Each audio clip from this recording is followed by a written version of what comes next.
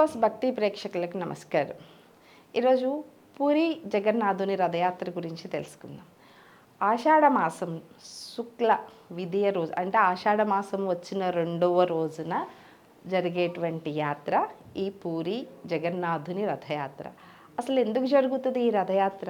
ఎందుకు చేయాలి? పోనీ ఈ రథయాత్ర ఏదన్నా చాలా దూరం చేస్తారా అంటే 3 కిలోమీటర్లు జరిగేటువంటి యాత్ర.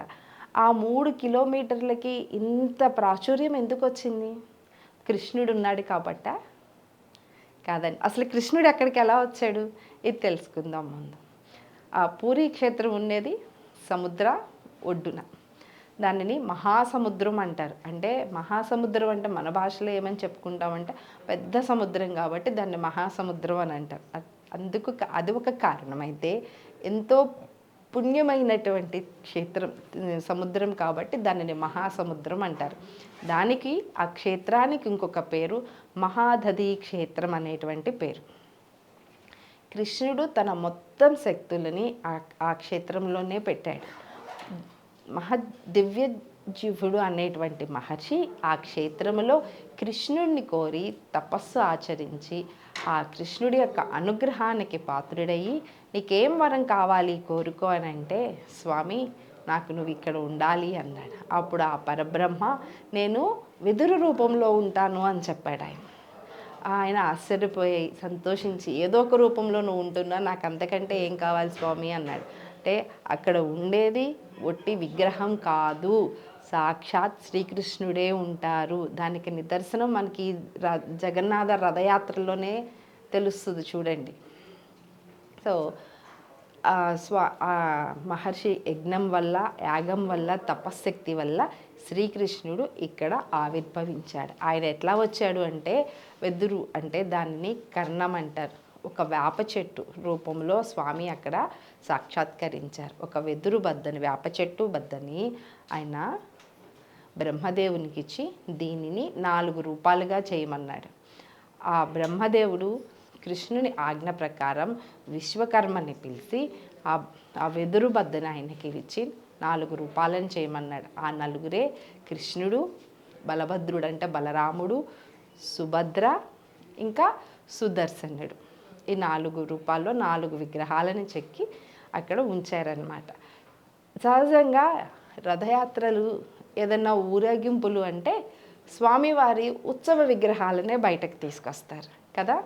ఇక్కడ విశేషం ఏంటంటే స్వామి సాక్షాత్ మూల విరాట్నే బయటకు తీసుకొస్తారు. తన భక్తులకి దర్శనమివ్వడానికి భగవంతుడు కదిలి వచ్చి చేసేటువంటి యాత్ర ఈ పూరి జగన్నాథ రథయాత్ర. ఎంత గొప్ప విషయమో కదండి. సాక్షాత్ ఆ శ్రీకృష్ణ పరమాత్మ మనకి దర్శనం ఇవ్వడానికి ఆయనే కదిలి వస్తున్నాడు మన కోసం. ఈ పూరి జగన్నాథ రథయాత్ర చూడటానికి లక్షల్లో జనాలు వస్తారు. ఇసుక వేస్తే రాలదు. ఎందుకండి అంతమంది వెళ్ళడం? ఏంటి అంత ప్రత్యేకత అంటే ఆ స్వామి నిజంగా ఉన్నటువంటి శ్రీకృష్ణ పరమాత్మ మనకి కోసం వస్తుంటే ఆ స్వామి కను దృష్టి పడినంత మేర ఎంతవరకైతే ఆయన చూడగలుగుతాడో, ఎవరి మీద అయితే ఆయన దృష్టి పడుతుందో వాళ్ళ పాపం పోతుంది, వాళ్ళ జీవితం ప్రక్షాళన అయిపోతుంది. దానికి అదృష్టం ఉండాలి కదా, అది నోచుకోవాలనే వెళ్తారు. ఇకపోతే అసలు ఈ రథయాత్ర ఎందుకు చేస్తారు దాని గురించి చెప్పుకుందాం. శ్రీకృష్ణ పరమాత్మ ముందు బృందావనంలో ఉన్నాడు, మధురలో ఉన్నాడు. అక్కడ ఉండి కొన్ని సంవత్సరాలు అక్కడి నుంచి ద్వారకకి వెళ్ళిపోయాడు. సో ద్వారక వెళ్ళిన తర్వాత శ్రీకృష్ణుడు మరలా తిరిగి మధురకి రాలేదు.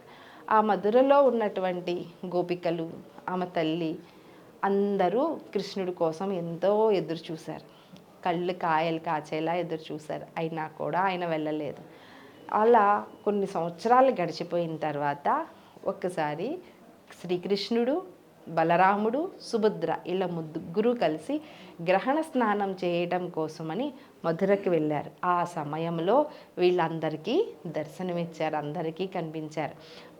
ఎన్నో ఏళ్లగా ఎదురు చూస్తున్నటువంటి శ్రీకృష్ణ పరమాత్మ దర్శనం లభించిందని గోపబాలికలు గోపాలురు మహర్షులు అందరూ ఎంతో సంతోషించి ఎప్పుడు మాకు ఇలా వచ్చి దర్శనం ఇయ్యా అని అంటే సరే అని చెప్పాడు.